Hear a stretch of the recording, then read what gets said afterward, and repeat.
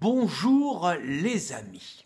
Comme il paraissait fier de lui, notre Castaner rentre en plan, annonçant devant la presse que depuis le 17 novembre, début du mouvement des Gilets jaunes, ses forces de police avaient procédé à l'arrestation de plus de 8000 personnes.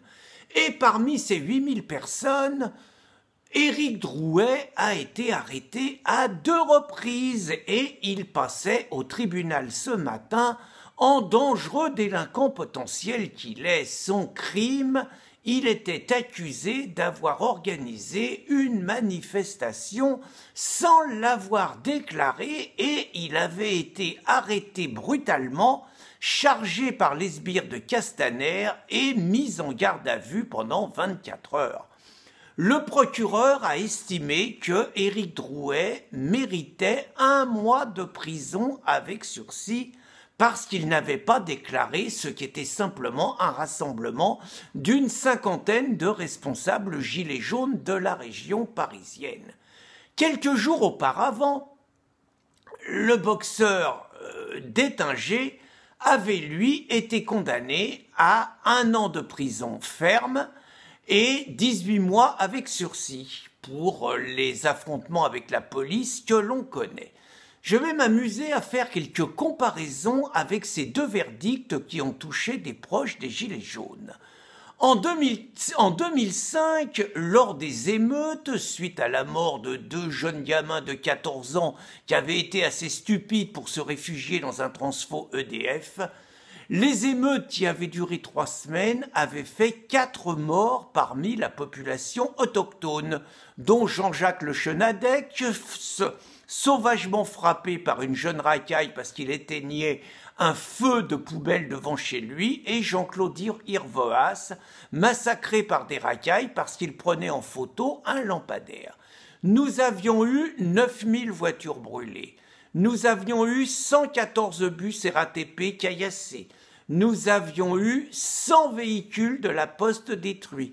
Nous avions eu 300 bâtiments publics, dont des gymnases, dont des écoles brûlés.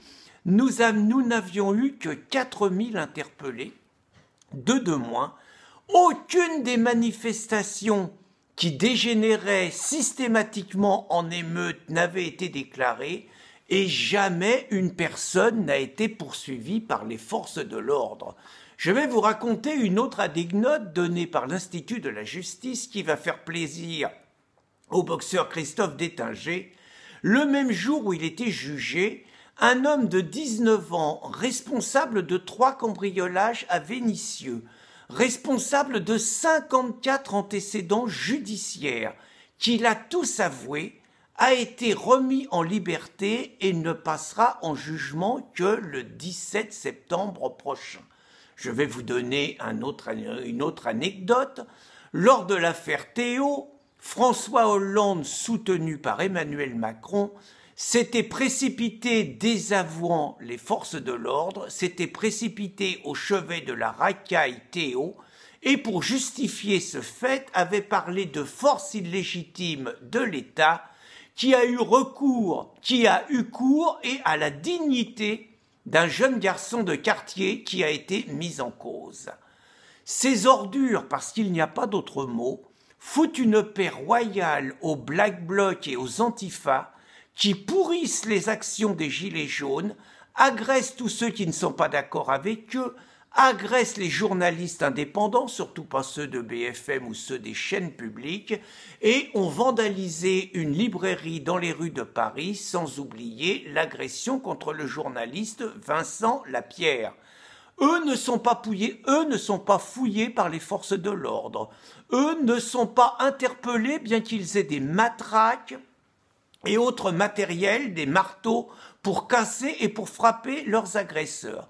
Et on pourrit la vie des Gilets jaunes. J'ajouterais que Muriel Ressiguier, qui est à la tête, qu'on appelle Miss Goulag, qui est à la tête de la commission contre les violences d'extrême droite, n'est absolument pas préoccupée par les violences des Black Blocs et des Gilets jaunes, et pas plus que Castaner. Je conclurai donc en disant que les insoumis qui ont demandé cette commission d'enquête sont les complices de Macron et sont les complices de Castaner pour pourrir le régime des Gilets jaunes, et je conclurai en disant qu'il est pourri, le régime de Macron, de Castaner, de Belloubet et de toute cette clique, et que j'espère qu'il va tomber au plus vite. Bonne journée les amis.